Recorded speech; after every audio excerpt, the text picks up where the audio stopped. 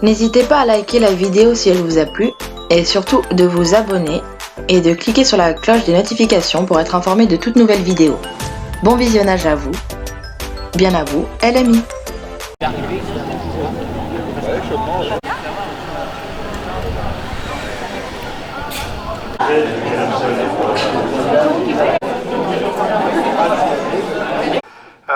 Merci aux gens qui ne sont pas hospitaliers de faire vivre la convergence. Donc il y a les usagers, que vous soyez appartenant à une organisation, à un mouvement, peu importe, chacun est venu avec son identité, c'est ça la convergence. Et donc c'est ça qu'il va falloir faire vivre parce que ça part dans tous les sens actuellement et qu'il va bien falloir qu'on comprenne que c'est les mêmes problèmes qui font qu'on a tous des difficultés partout où on est. Sur ce, aujourd'hui, donc nouveau moment fort de ce mouvement intersyndical Sud-CGT, moment fort qui se situe en même temps qu'une instance de l'hôpital qui s'appelle un CTE, qui se tient à 14 h dans une salle un peu plus loin là, et donc pour lequel on a décidé de venir exprimer notre désaccord. Alors tout ça pour vous dire que déjà aucun élu Sud ni aucun élu CGT ne siégera à cette instance, ce qui veut dire que cette instance ne peut pas se tenir. Il n'y a pas le quorum. Donc déjà, nous, en tant qu'élus, on fait notre part du boulot et on bloque l'instance pour pas qu'elle se déroule. Deuxièmement, il y a aussi un travail d'échange, si on peut dire comme ça, avec beaucoup de guillemets avec la direction, parce que depuis le début du mouvement, qui est parti donc le 21 mai et qui s'est continué après le 4, le 7, le 11 et aujourd'hui, avec des préavis de grève par contre qui sont continus, donc avec des gens qui se mobilisent quand ils ont envie, c'est que plutôt que de comprendre d'où venait la fièvre et de soigner les causes de cette fièvre, la direction continue à vouloir casser le thermomètre. C'est-à-dire qu'elle essaye de faire taire la révolte, la grogne, elle essaye de menacer les collègues qui veulent faire jouer leur droit de grève et pouvoir se positionner comme la loi leur permet. Et donc on est dans une espèce de situation où plutôt que d'essayer de comprendre ce qui se passe, qui est quand même pas anodin à La Rochelle, mais ce qui n'est pas anodin au niveau national, vous voyez comme nous tout ce qui se passe dans les hôpitaux, eh bien on essaye de faire taire le bruit de la révolte.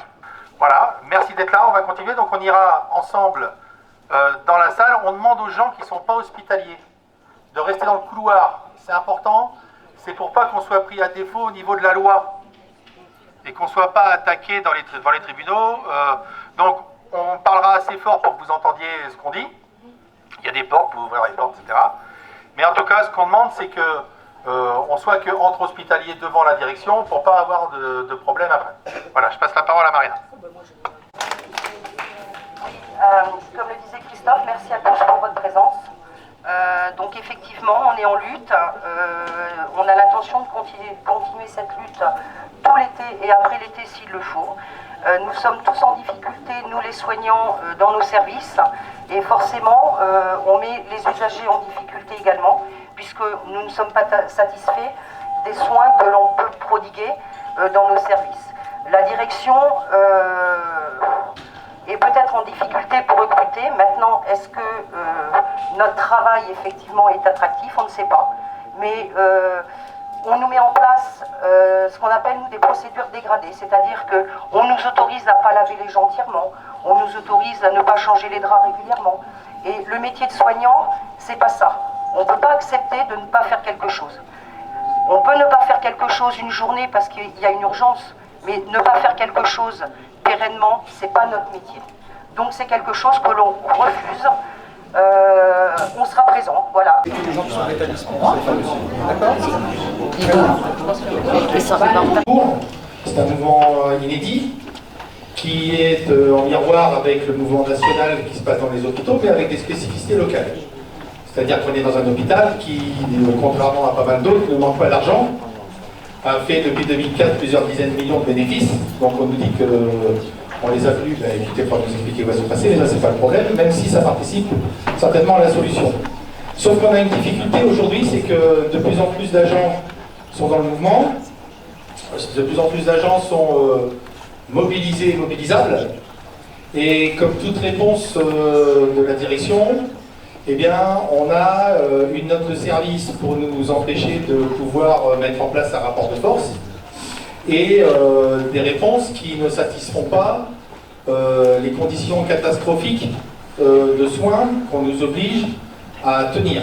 Donc, cette situation qui dure depuis le mois de mai, c'est une accumulation depuis des années de toutes les politiques, donc avant que vous arriviez certes, de toutes les politiques qui ont été menées pour étrangler budgétairement, mais y compris au niveau de l'organisation, l'hôpital public. Sauf que ces dernières semaines, ces derniers mois, ça s'est aggravé, et que la perspective d'un hôpital La Rochelle-Rochefort nous fait craindre les pires desseins. Donc avec un gouvernement que vous connaissez bien, pour l'avoir soutenu, qui est en train de tout péter. Donc nous, on est là donc, dans le cadre rejeté, dans une dynamique de lutte pour essayer de pouvoir se remettre autour d'une table, non pas pour qu'on change la couleur de la machine qui est en train de broyer l'hôpital, mais qu'on change juste une mesure. La mesure, on a eu le temps de mesurer à quel point elle était inopérante et surtout qu'elle était dangereuse dans l'exercice de nos fonctions. C'est-à-dire que faut qu'on sache qu'on ne peut plus continuer comme ça, c'est un refus de continuer comme ça, et c'est pas au mois d'octobre, au mois de novembre, au mois de décembre, c'est maintenant qu'on veut mettre des solutions. Nous, on a des solutions à proposer aux syndicats suisses, par exemple. On en a déjà parlé aux différents intervenants et interlocuteurs qu'on a eus. On a des solutions à proposer pour résoudre cette période de crise qu'on espère passagère, mais pour laquelle, en tout cas, n'en doutez pas, monsieur le directeur, notre détermination est farouche, autant que la politique qui nous est imposée. Donc voilà, donc, je pense qu'aujourd'hui le CTE ne tiendra pas, alors à moins qu'il se tienne sans le quorum, parce que les élus CGT et les élus SUF ne siégeront pas, donc il n'y aura pas de quorum. Il y a d'autres manières après de bloquer les autres instances. Nous on espère qu'une chose, c'est de sortir par le haut de cette situation. Ça ne dépend que de vous. Jamais un salarié n'a fait grève par plaisir ou ne fait ce qu'on fait aujourd'hui par plaisir. Et encore pire à l'hôpital. Ce qu'il faut comprendre aussi, c'est ce qu'on a dit à un directeur qu'on a eu au téléphone, c'est que si vous empêchez les salariés de pouvoir lutter pour leur bien-être, ça va ne faire qu'aggraver leur situation au travail et ça va ne faire qu'augmenter les arrêts de travail. Et pas des arrêts de travail de complaisance ou de protestation, des arrêts de travail parce que le burn-out est trop difficile à supporter et se généralise. Donc, à continuer comme ça, à vouloir étouffer la protestation plutôt que de la comprendre, eh ben on va à la catastrophe. Et nous, en tout cas, on fera tout pour protéger les salariés, et y compris contre des mesures de rétorsion qui pourraient, comme ça, poindre en fonction des différentes notes de service qui tombent. Voilà. Bon, bonjour. Depuis de nombreuses années, l'ensemble des organisations syndicales a signalé à vous, mais à vos prédécesseurs aussi, toutes les difficultés qu'avaient les EHPAD pour soigner au mieux les personnes les plus vulnérables. Aujourd'hui, c'est l'ensemble de la MCO qui a la même problématique. Et la réponse de la direction aujourd'hui, c'est les procédures dégradées et les fermetures de lits, qui en période de canicule peut poser de gros problèmes au niveau des urgences. Donc nous avons lu attentivement le CTE, l'ordre du jour et les documents y afférents. Nous n'avons pas trouvé tous les avis qui avaient été donnés par les CHSCT en amont, toutes les remarques, toutes les propositions qui ont été faites par les organisations syndicales, par l'ensemble des organisations syndicales. C'est pour cette raison que nous, la CGT, ne siégeons pas aujourd'hui à cette instance. Par contre, il nous semble un peu 18. Et on souhaiterait qu'une partie de ces excédents soit donnée au personnel pour améliorer les conditions de travail, pour améliorer les conditions de vie, surtout des collègues les plus vulnérables.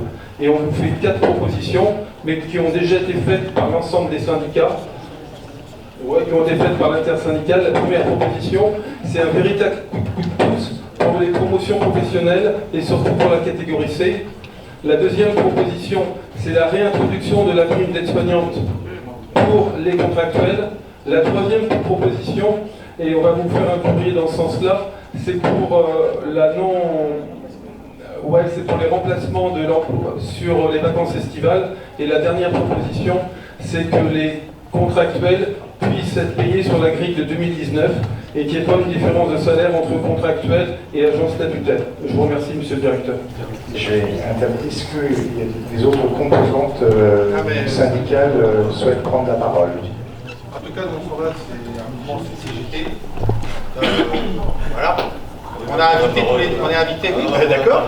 On a invité tous les syndicats à être là. Et Force ouvrière, voilà. pas trop près. Voilà, nous on s'en va parce que c'est pas possible comme ça. Ça veut pas dire qu'il n'est pas obligé de partir. Si, je fais ce que je veux déjà. C'est une action CGT Sud, c'est très bien, voilà. Pourquoi on a voulu sortir de l'instance avant que le directeur se serve de la présence de la presse et de votre présence pour donner la parole aux autres syndicats? Alors, non pas qu'on se trompe d'adversaire ou d'ennemi, notre adversaire c'est bien la direction. Par contre, on trouve ça un peu fort, voire provocateur, voire carrément tordu, de donner la parole lors d'un mouvement de grève à des syndicats qui ont refusé de l'accompagner. Parce que ces syndicats ont été invités à nous rejoindre. Alors clairement, les revendications, elles découlent d'une situation globale qui sont de plus en plus terribles à l'hôpital. Donc les revendications, là, elles reposent pour l'instant à La Rochelle sur des renforts pour les plannings. Les plannings, c'est quoi? C'est ce qui organise le nombre de personnes qu'il y a en service. Donc on veut plus de personnes en service pour s'occuper mieux et de manière correcte des patients. Et on veut aussi que nos droits, parce qu'on a des devoirs à l'hôpital, mais que nos droits soient respectés, ce qui n'est plus le cas à l'hôpital, c'est-à-dire que clairement, on nous fait travailler dans des conditions de travail qui sont les conditions de soins des usagers. Donc on nous fait travailler dans des conditions de travail qui sont nocives, délétères, illégales. Donc c'est un point d'arrêt qu'on essaye d'imposer à la direction, qui essaye toujours de nous faire travailler plus à moins nombreux, au détriment de la santé des gens qui sont hospitalisés.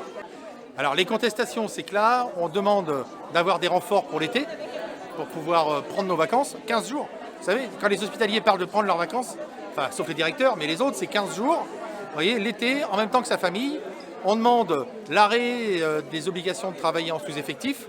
On demande l'arrêt des planifications qui nous obligent à aller travailler dans tous les services de l'hôpital quand il y a besoin. Et on demande donc du coup des mesures qui nous permettent de travailler bien, mieux, au service de la santé des gens. Hein. Donc c'est ça les revendications. Les revendications, c'est un changement de politique hospitalière qui nous oblige depuis des années à travailler plus avec moins de personnel au détriment de la santé des gens qu'on prend en charge et de la nôtre en tant que salariés. Aujourd'hui, je suis venu en soutien au personnel hospitalier qui ont besoin de reconnaissance et qu'on leur apporte plus de moyens pour pouvoir soigner les gens. Ça va devenir de plus en plus difficile et je suis contre la politique du gouvernement. Les revendications, c'est plus de personnel, respect des horaires, plus de disponibilité, qu'ils puissent au moins profiter de leur vie de famille. C'est ce qu'ils n'ont plus depuis bien longtemps. Et puis apporter plus de moyens et de bien-être aux patients. Bah là, on est venu en soutien du personnel de l'hôpital qui revendique leurs droits, manque de moyens, manque de personnel. Et là, on a décidé de faire une ouverture gratuite du parking de l'hôpital, afin que les gens puissent venir voir la famille qui sont hospitalisées.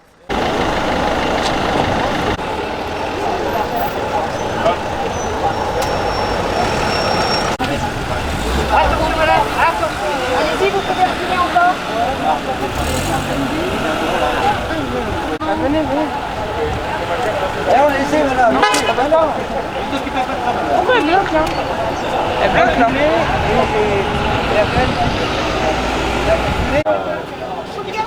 Alors dans le privé, c'est combien?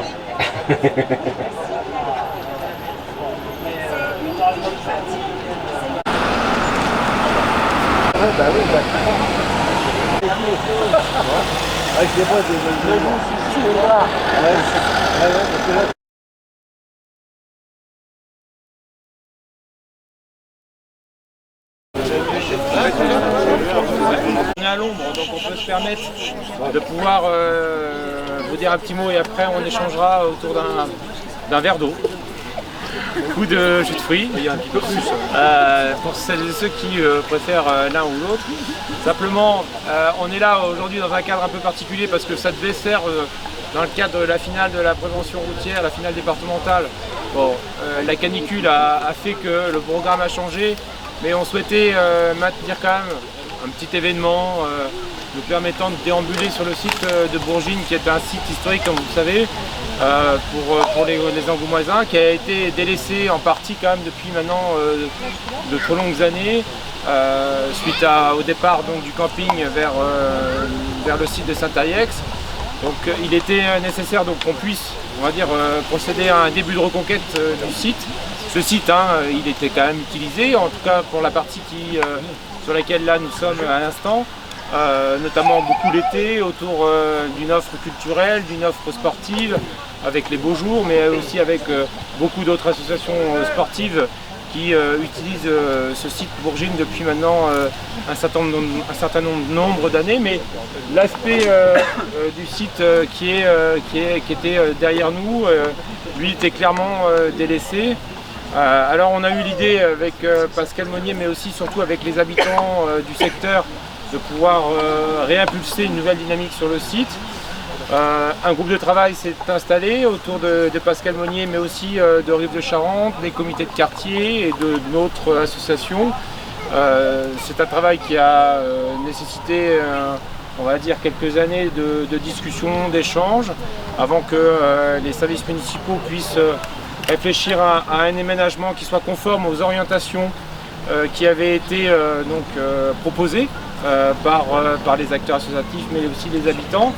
Donc aujourd'hui c'est la première phase de cette étape de reconquête de Bourgines, avec cet espace de boule de pétanque qui viendra renforcer l'offre pour les pétanquistes. Je regarde monsieur l'adjoint sport qui est là, et Dieu sait que les clubs ou les associations ou les passionnés de boules de pétanque nous demandent des espaces supplémentaires. Ils en ont un désormais à Bourgines. Et la lyonnaise aussi. Oui, oui. Et, ils sont gâtés. Il y a aussi le jardin... non, pardon, j'étais encore sur nos amis qui sont ici présents. Les anciennes allées du camping qui ont été revisitées pour pouvoir en faire une piste de vélo pédagogique qui sert notamment le mercredi, mais qui, je l'espère en tout cas, servira encore davantage et qui permettra aussi aux familles, aux écoles, mais à la prévention routière, parce que ce travail-là a été fait en lien avec la prévention routière, donc qui permettra à chacun de se familiariser avec le code de la route et permettra aux petits peut-être d'être un peu plus sécures lorsqu'ils seront sur la route demain, parce qu'on sait tous que quand même la sécurité routière, la prévention, c'est des choses importantes. Et quand on voit le nombre de chauffards qui ne cesse d'augmenter quand même sur les routes, il appartient à chacun de familiariser nos jeunes enfants au code de la route pour plus de sécurité et plus de sérénité. Et puis, comme on est ici sur la coulée verte, mais aussi sur une partie du périph' vert, des espaces urban training existaient déjà au plan d'eau de Saint-Ayex. C'est vrai qu'ici à Bourgines, il n'y avait pas forcément ce genre d'équipement. On avait fait déjà un premier projet, souvenez-vous, au sein du parc Mallet dans le jardin vert. C'est le deuxième que nous faisons aujourd'hui ici donc à Bourgines, et qui permettra à la fois aux plus petits, aux moyens et aux moins jeunes. Donc derrière vous, mesdames, je parle pas pour vous, je parle constitué parce que tout le monde ne sait pas, donc qui sont devant moi.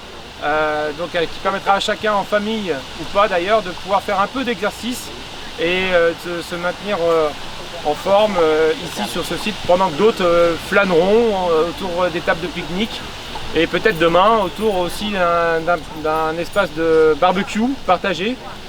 Ça sera fait dans quelques semaines. Il sera là derrière, en tout cas assez visible par chacun.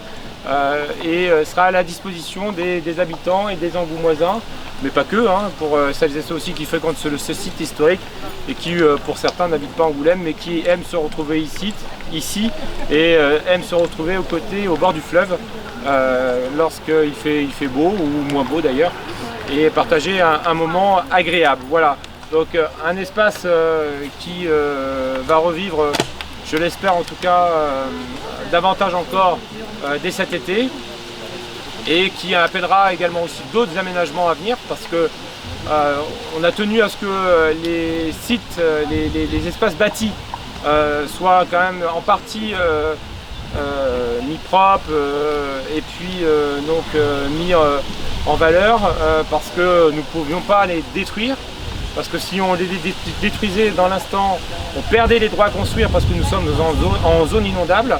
Donc il fallait impérativement qu'on puisse les conserver pour pouvoir permettre demain de définir un usage définitif.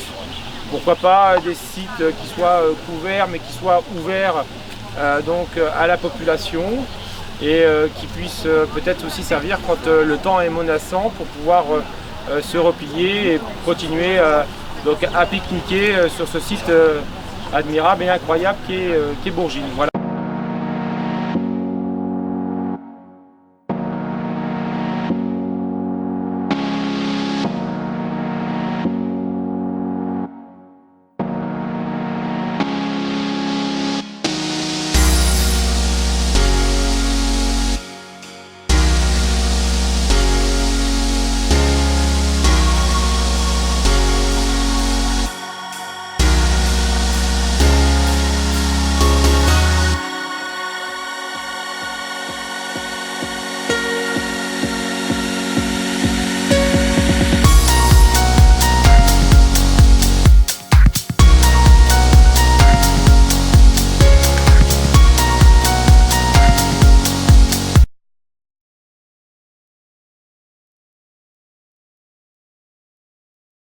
Bonjour Monsieur Meunier. Bonjour.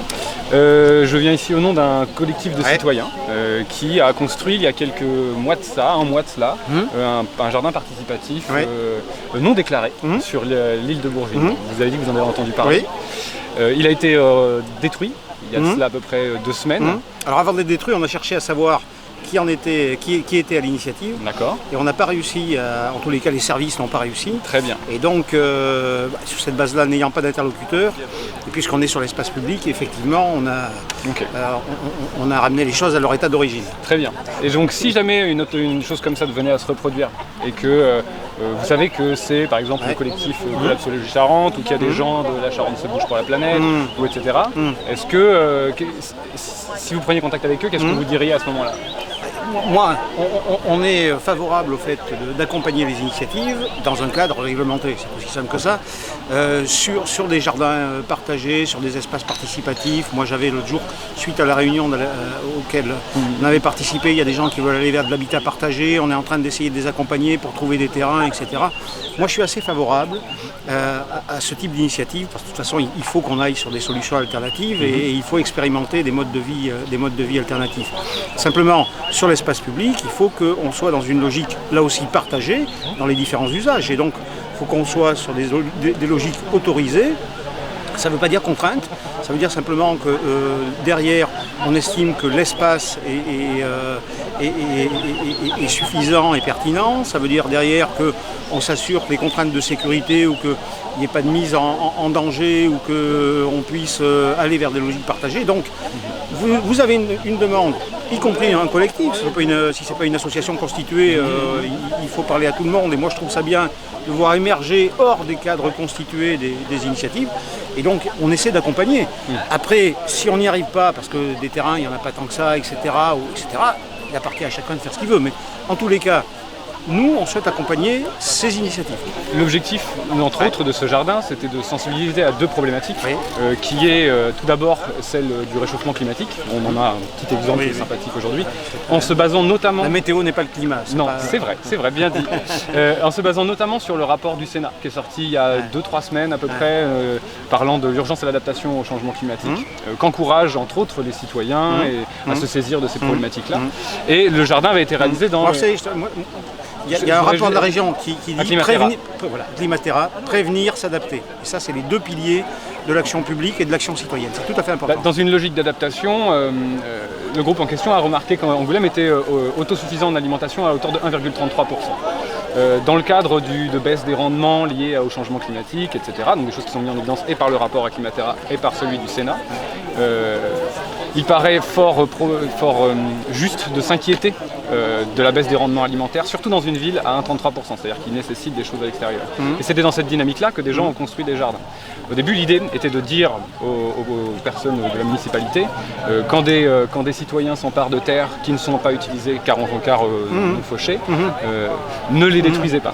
Cependant, ils ont compris que ce n'était pas une demande qui était possible de vous faire, puisque vous êtes dans un cadre légal et c'est votre rôle que d'y rester. Du coup, ce que l'on voudrait plutôt essayer de faire, c'est de vous inciter autant de membres possibles de la municipalité de lire le rapport du Sénat qui est sorti donc, il y a quelques mois. J'ai donné un papier à monsieur le maire avec l'adresse de notre groupe et avec les références là-dessus. Si jamais vous en avez besoin, nous en avons des copies digitales que nous pouvons fournir. Et afin d'avoir une base de dialogue commune sur ces choses-là. Parce que l'urgence climatique et l'urgence à son adaptation... Après, la question agricole, c'est une question plus large que ça. On a la question des jardins et du jardinage, de la permaculture, etc. Et on est dans l'expérimentation. Mais la question agricole, c'est une question fondamentale et c'est une question qui est là traitée au niveau communautaire, notamment dans le cadre, pour ce qui concerne l'urbanisme, par le PLUI, qui est la restitution à l'agriculture de toute une série de terres qui avant étaient constructibles et qui, dès la fin d'année, ne seront plus constructives. Donc on a quand même un mouvement là, structurant au niveau de l'agglomération qui est de rendre à l'agriculture, et ensuite ça dépend des types d'agriculture, qui est de rendre des terres à l'agriculture. L'agriculture spiritueux ne nourrit pas. Oui, et en particulier vous avez dans le Val d'Anglienne ou ailleurs des terres qui vont avoir une vocation uniquement maraîchère. Donc là vous avez un cadre d'action où avant des surfaces qui étaient constructibles vont devenir inconstructibles, agricoles et spécifiquement maraîchères.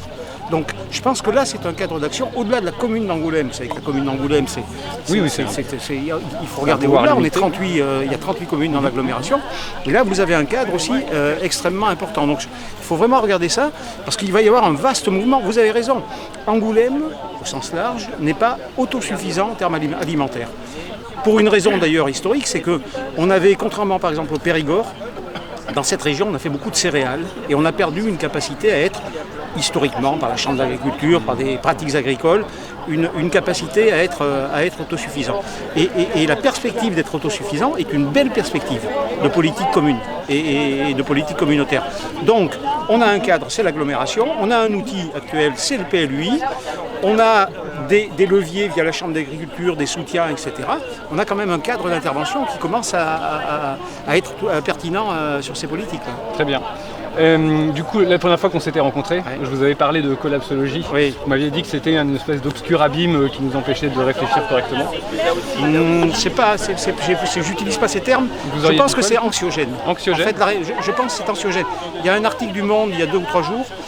Et moi-même, qui lis beaucoup de choses sur ces choses-là, mais aussi par exemple sur l'intelligence artificielle, etc. Vous aimez bien Laurent Alexandre, par exemple? Non, moi j'aime pas Laurent. Enfin, je comprends, ou j'ai pu lire Laurent Alexandre, parce que ça fait partie des gens qui, à certains égards, éclairent, mais qui trompent aussi. Mais en tous les cas, concrètement, je pense que la collapsologie, c'est un point d'entrée anxiogène dans la nécessité d'être actif sur ces politiques et d'intervenir sur ces politiques. Or, la collapsologie, elle fige. Elle fige par nature, parce que l'effondrement fout la trouille. Et donc l'effondrement fige et on est comme des lapins dans les phares d'une voiture. Donc moi je ne verse pas, et en tant qu'élu je ne peux pas verser dans la collapsologie. Il faut qu'on fasse, il faut qu'on crée, il faut qu'on fasse ensemble, il faut qu'on expérimente, parce que c'est une nouvelle société, il faut qu'on teste, mais il ne faut pas qu'on ait peur. J'aimerais, pour terminer, juste vous encourager à réfléchir à la chose suivante, c'est que les gens qui sont sortis pour faire ce jardin, entre autres, sont des gens qui s'intéressent à ce sujet. Oui, certes, il y a de la crainte, on en discute beaucoup entre les gens qui sont concernés, mais il y a aussi d'autres choses qui ressortent, un fort sentiment de nécessité de mobilisation, c'est-à-dire face aux impératifs à venir, il est indispensable que nous nous mobilisions autant que faire se peut, et aussi une vraie énergie lié en effet à une forme de désespoir. Il est constaté dans beaucoup de milieux écologiques que finalement aujourd'hui ceux qui se bougent le plus ce sont les collapsologues. Et je vous encourage vraiment à prendre en tête cette idée et même à la vérifier en fait et à ce que nous engagions. C'est contraire à ce que je pense, donc mais vous avez raison. Et ce même article du Monde disait que la façon de ne pas verser dans l'anxiété, c'est d'échanger et de participer à des collectifs. Donc c'est parce que ça permet de libérer la parole et après de faire. Donc c'est vrai, vous avez raison. L'idée que des collectifs se créent sur ces sujets-là, moi c'est une idée qui est tout à fait fructueuse. Et tant mieux. Tous les collectifs, moi je trouve, ben oui, allez-y. Moi je trouve ça vachement bien. Je trouve ça vachement bien. Et soyez des aiguillons pour les élus. Allez emmerder les élus, tant mieux. Je veux dire, On vous emmerde là? Non, n'emmerdez pas. Mais vous savez, quand on est élu, la réalité c'est qu'on se retrouve souvent, il y a les contraintes budgétaires et puis il y a les contraintes réglementaires, les trucs, on réussit à avoir le cerveau pourri par tous ces trucs. Et on a moins de marge de manœuvre que quand on a un regard neuf et assez libertaire sur les choses en quelque sorte. Donc il faut ce regard. Donc tant mieux que vous ayez ce regard. Si vous voulez, simplement, moi je pense qu'on peut trouver un cadre équilibré pour que vous puissiez expérimenter et que nous on puisse avoir. Moi je tenais quand même à dire, parce que moi je fais partie du collectif La Charente se bouge pour la planète, que j'étais quand même assez surprise que vous ne nous ayez pas contacté avant de détruire le village, parce que du coup il y avait quand même un panneau qui disait Angoulême se bouge pour la nature il me semble. Donc c'était en lien avec La Charente se bouge pour la planète. Mesurer une collectivité comme Angoulême, c'est, je crois qu'actuellement il y a 900 salariés, il y a des services. Et en fait moi j'ai appris, j'ai eu connaissance de votre initiative par une dame le jour où j'étais à une réunion publique, je ne sais pas où, mais c'est le service, des espaces verts qui est venu ici, qui a vu ça, et donc le service des espaces verts, c'est pas le service d'Elisabeth Ortolan, c'est pas le truc, etc. Bon, c'est toujours un peu compliqué les trucs. Là, on aimerait bien pouvoir que dans des futures situations, rentrer en contact afin que ce genre de choses se passe bien plus tranquillement. On avait quand même créé un village qui était quand même très hétéroclite, parce qu'en fait il y avait beaucoup de collectifs et d'associations qui se sont mis tous ensemble pour créer ce village. Donc pour nous c'était une belle symbolique. Des gens d'attaque, de la MPP, il y avait des Gilets jaunes, des gens de la Charente se bouge, des gens de la cyclo-officine, de la collapsologie. C'était un ouvrage collectif. On avait fait quelque chose de collectif, on voulait communiquer dessus du coup, et juste avant vous l'avez détruit. Donc c'est vrai que pour nous c'était un petit peu violent, parce que bon, encore vous auriez... Non mais je peux m'exprimer du coup, c'était un petit peu violent dans la forme, parce qu'au lieu d'enlever les plans et de les mettre à côté, en fait tout a été arraché alors qu'il y avait quand même des choses qui étaient en train de pousser. Dans le message, c'était pas très beau quoi. Là, on a vu, il y avait des traces de route, tout a été détruit de façon violente, alors qu'on aurait pu arracher, nous dire venez récupérer vos plans, et puis nous on les met ailleurs quoi. Voilà, détruire des... Oui, vous avez sans doute raison. Très honnêtement, si on avait vu ça, si une chaîne normale aurait fait qu'on aurait prévenu Elisabeth Ortolan, qui aurait eu le réflexe 2, etc., et on aurait réussi à vous joindre. Si j'inverse le processus, on est sur un espace public dont la vocation ici n'est pas agricole, disons les choses comme elles sont. Bourgine n'a pas de vocation agricole, ça je vous le dis tout de suite. Bourgine, c'est une vocation de loisir, c'est une vocation sportive et c'est une vocation éventuellement d'éducation à l'environnement, notamment sur la partie marquée et sur la partie des îles, sur la partie biodiversité. Bien. Donc on n'a pas de vocation agricole sur cette partie de Bourgine. Donc si vous étiez venu voir quelqu'un à la mairie, on vous aurait dit il n'y a pas de vocation agricole, donc on ne vous autorisera pas. Il y a des autres espaces où on a des vocations agricoles, donc je peux inverser le truc si vous voulez en quelque sorte, mais on n'est pas là pour inverser, je ne suis pas là pour dire ok, on aurait dû vous appeler si on avait su, mais bon, les choses sont parfois... Pas détruire de façon arbitraire les plans, même si c'est que des petits plans, c'est le fait de tout raser comme ça, c'est pas c'est Attila, c'est Attila. Non. Bon, c'est vrai. Merci pour cet échange. Et franchement, essayez de prendre contact aussi avec l'agglomération pour voir un petit peu ce qu'ils veulent faire. Et puis essayons de réfléchir sur ce qu'on peut faire sur des espaces dédiés pour que vous ayez un cadre pour expérimenter une nouvelle façon de vivre. Nous, notre objectif, c'est de travailler avec les gens de la municipalité, pas contre la municipalité, dans un but d'augmenter la résilience et l'adaptation locale, de sensibiliser. Il y a un vrai devoir de sensibilisation à l'adaptation au changement climatique à faire aujourd'hui. Et de recréer aussi du lien social, c'est aussi la deuxième... Et de recréer du lien social. Parce que c'est ce qu'ils disent quand même, que quand les choses vont aller en... Non, mais c'est vrai. Il faut recréer une société résiliente. Il y a plein de gens qui cherchent de la mise en relation sur ces choses-là aussi. Oui, bien sûr. Bon, mais on essaie de trouver des solutions plutôt que de faire venir des instruments pour écraser ce que vous avez fait. Très bien, merci beaucoup. Merci.